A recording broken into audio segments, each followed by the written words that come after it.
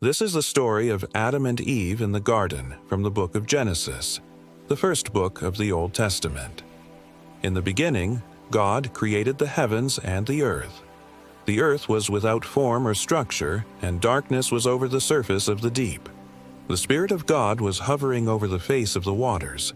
And God said, "Let there be light." And there was light.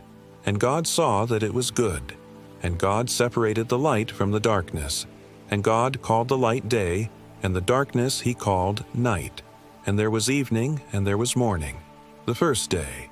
And God said, "Let the waters under the heavens be gathered together into one place, and let the dry land appear." And it was so. And God called the dry land earth, and the gathering of the waters he called seas. And God saw that it was good. Then God said, "Let the earth bring forth vegetation, plants yielding seed, and fruit trees bearing fruit according to their kinds, each thing that yields seed on the earth." And it was so. The earth brought forth vegetation, plants yielding seed according to their kinds, and trees bearing fruit, trees yielding their fruit according to their kinds. And God saw that it was good. Then God said, "Let us make man in our image, according to our likeness. Let them have dominion over the fish of the sea, and over the birds of the heavens, and over the livestock, and all the earth, and everything that moves on the earth." So God created man in his own image. In the image of God he created him. Male and female he created them. And God blessed them. And God said to them, "Be fruitful and multiply, fill the earth and subdue it. Have dominion over the fish of the sea, over the birds of the heavens, and over everything that moves on the earth." Then the Lord God planted a garden eastward in Eden, and there he placed the man whom he had created. And out of the ground he made all kinds of trees that were pleasing to the sight and good for food. The tree of life was also in the middle of the garden, and the tree of the knowledge of good and evil.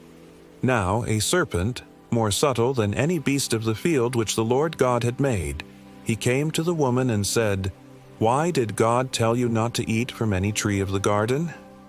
Then the woman said to the serpent, "We may eat of the fruit of the trees of the garden.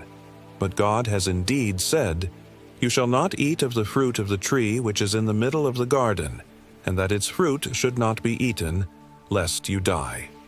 But the serpent said to the woman, 'You will not surely die. For God knows that in the day you eat of it your eyes will be opened, and you will be like God, knowing good and evil.' When the woman saw that the tree was good for food, and that it was pleasant to the eyes and desirable to make one wise, she took of its fruit and ate, and gave some also to her husband who was with her, and he ate. Then the eyes of both of them were opened, and they realized they were naked. And they sewed fig leaves together and made themselves coverings. Then the man and his wife heard the sound of the Lord God walking in the garden in the cool of the day. And the man and his wife hid themselves from the presence of the Lord God among the trees of the garden. But God called to the man and asked him, "Where are you?" And he answered, "I heard your voice in the garden, and I was afraid because I was naked, and I hid myself." God said, "Who told you that you were naked? Have you eaten from the tree of which I commanded you not to eat?" The man answered, "The woman whom you gave to be with me, she gave me fruit from the tree, and I ate." Then the Lord God said to the woman, "Why did you do this?" And the woman said, "The serpent deceived me, and I ate." So the Lord God made the serpent unafraid. And he said, "Because you have done this, cursed are you above all the livestock and all the wild animals. On your belly you shall go, and you shall eat grass all the days of your life. I will make your offspring, and the offspring of the woman who hates you, so that they will be enemies of one another. And the offspring of the serpent and the offspring of the woman, he who is on his way up will be driven back by your offspring, and you will bruise his heel, and you will bruise his head." He said to the man, "Cursed is the ground because of you, so you shall not eat from it.